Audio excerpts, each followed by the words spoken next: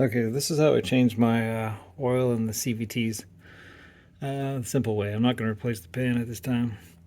So first you remove the 19mm drain bolt. A little bit of fluid may or may not come out. The reason why it may not come out, because the way these things work, the dipstick is not really a dipstick. Get comfortable here. So a little bit of fluid came out, but mainly because I overfill it, because I didn't do it the correct way last time. The trick is you got to use a 5mm Allen wrench. I've already broken this loose, it's pretty tight. Then you got to remove this little tube in here, because what the factory service manual says, oh there it is, it's coming out. Oh wow.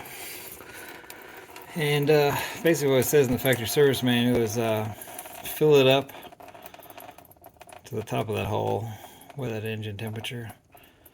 So I've got the car jacked up perfectly level in the garage on my new quick jacks. And now I'm just trying to drain this so I can remove this thing. I don't know how much oil is going to come out. Oh wow, look at, whoa wow. Never taken this out before. But now I should get out. I think around 4 quarts or something, I think.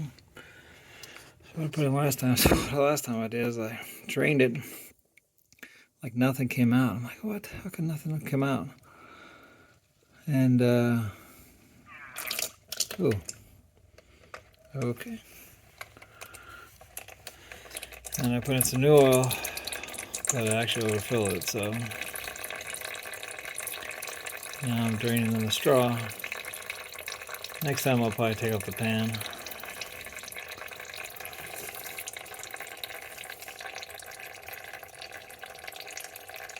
And then I gotta do my Sentra Versa. This is a 2014 Sentra with like 180,000 miles on it. It's pretty much all original. The only thing I've changed on it since I bought it was the spark plugs, PCV valve,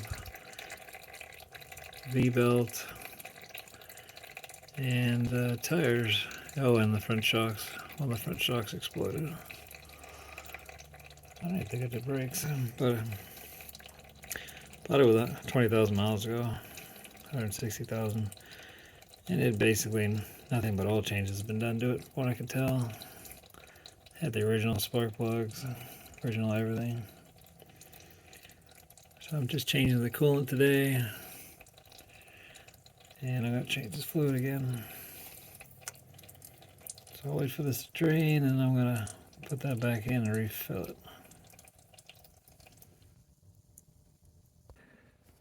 Okay, so all the oil that's going to come out, it's come out. Looks like it's about a quart. I was hoping more would come out. So now I'm just going to put this straw tube back in. I just like finger tight. I don't think it needs to be that tight. I did use a ratchet to break loose because I couldn't get it with this Allen wrench. But it was not terribly tight. Okay, now what I'm going to do is I'm going to fill it up with oil.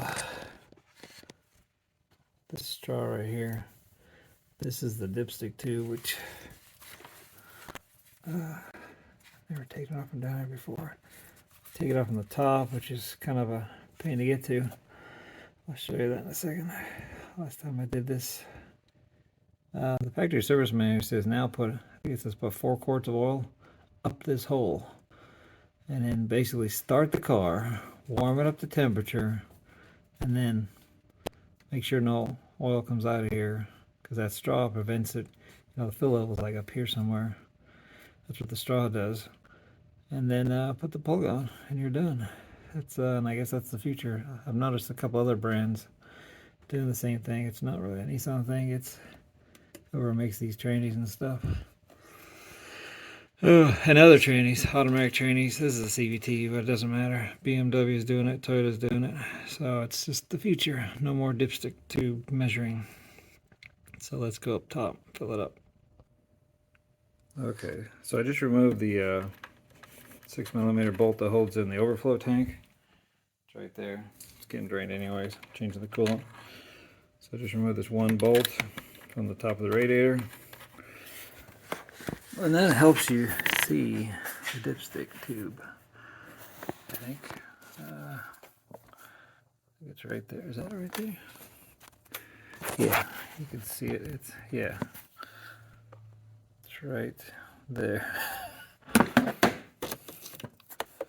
See the thing, that little black dot? Normally, you'd be able to get to the dipstick very easily, but they don't want you messing with this thing. So, see if I can put my hand on it. Like, oh, I can. And it's got that little lock on it, and I think I broke the lock off. So you don't need a special tool to remove it. Last time I was in here. I think last time I took the battery out, the battery tray, the computer, or I did on my son's car on the Versa, one of the two. So I think this is the fuse box. I've taken all this off. Get this beast. I use a really long funnel. I don't know if I can do this one-handed. Okay, there's the dipstick too. Now you can see it on the top of the tranny. So I need a screwdriver to pop that little tab, which is a nightmare. I almost want to break it. I can get my hand down in there, but for some reason they make these things.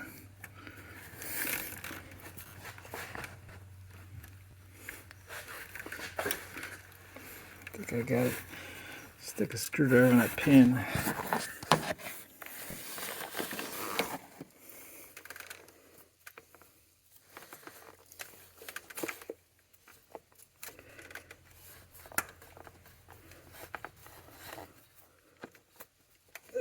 But if that fails, like I did on the last one, just see that 6mm bolt? It's got a 10mm head.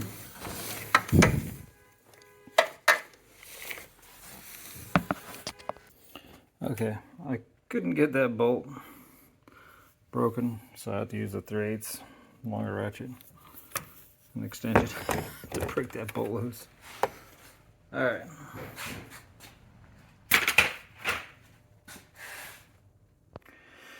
Okay, now with that little 6mm bolt out, this just pops out, just an O-ring. Now you can actually take out the dipstick. You gotta pop this tab out. Oh, I think I did. I modified this. My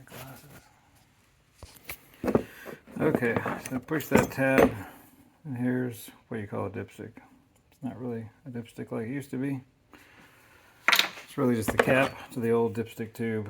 So what I do, I put that back in now, and that way I'll have a place to fill it.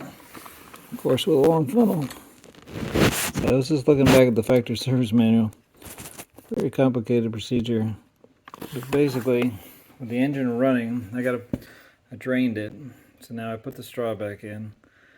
Now I got to put in 3.5 liters or quarts. Actually, I need to go back. And then start up, warm it up, and then take out the drain plug, make sure a little bit comes out, and then repeat that again. And then basically with the engine idling, make sure with the drain plug off that just a little bit of fluid comes out, just a dribble, and then you're done. So, oh, tighten that back up. Got the tube back on. Now I gotta use the long funnel again. Okay, so here's the Nissan CVT NIS2 or NIS3 compatible fluid by valve lane. It says right here, I'm looking at the factory service manual for 2014 Sentra. It says right here, drain the fluid, take out the pan and the overflow tube, drain the fluid, and then install the charging pipe, and then install 3 liters, 3 1/8 quarts. So this is a quart, so 3 1/8 quarts. Okay. Oh, so it does say fill it with 3 1/8 quart and then put the drain plug in quickly because the fluid leaks. Imagine that. Lower the vehicle, start the engine. Okay. And then you basically drain it again.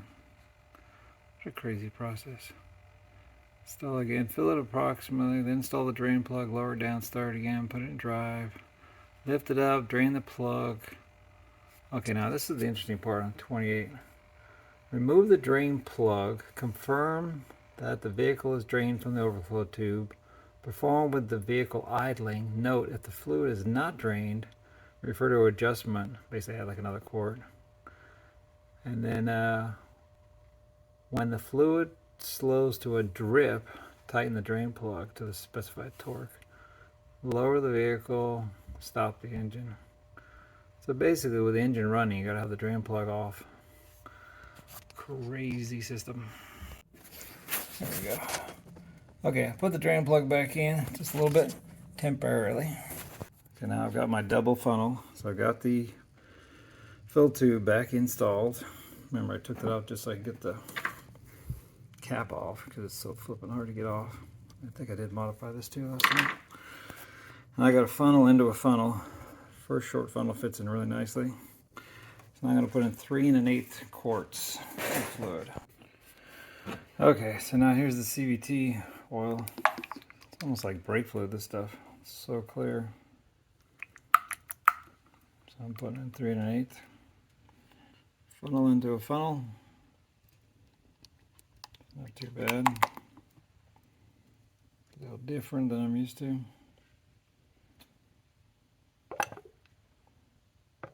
So that's 2.